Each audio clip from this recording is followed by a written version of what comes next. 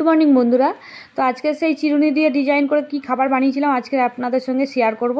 তো দেখুন এখানে একটা ডিম নিয়েছি, পরিমাণ মতন চিনি দিয়েছি, যতটা মিষ্টির প্রয়োজন, খাওয়ার সোটা নুন, আর এই চামচে 2 চামচ তেল দিয়েছি।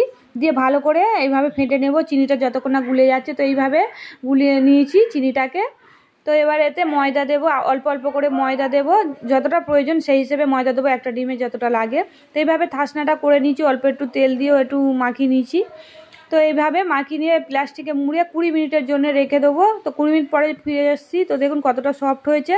তো আমি এবার এখান থেকে আবারও একটু থাসনা করে নিচ্ছি, নিয়ে ছোট করে একটা লেচি কেটে নেব। নিয়ে এইভাবে চিরুনিটা ভালো করে পরিষ্কার চিরুনি নেবে, নতুন চিরুনি। তো এইভাবে চেপে চেপে দিয়ে এইভাবে আস্তে আস্তে করে গোল গোল করে তুলে এরকম একটা ডিজাইন শেপ দেবে।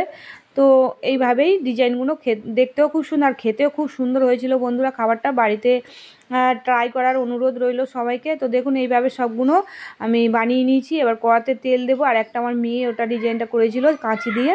তো তেল গরম হয়ে গেছে, একটা একটা করে ছেড়ে দেবো, আর ধিমি আঁচে এটা ভেজে নেবো। আর দেখুন তেলেতে দিতে কত বড় বড় হয়ে গেছে ফুলে, তো সেই কারণে মুখগুলো ছেড়ে গেছিলো। তো খেতে এতটা সুন্দর হয়েছিল। তো আমি বুঝতেই পারছেন থালায় অল্প রয়েছে, বাচ্চারা তো সব কাড়াকাড়ি করে খেয়ে নিয়েছে। তো আপনাদের কেমন লাগলো ভিডিওটা কমেন্ট করতে ভুলবেন না, ভালো লাগলে চ্যানেলকে সাবস্ক্রাইব করবেন। ধন্যবাদ সবাই।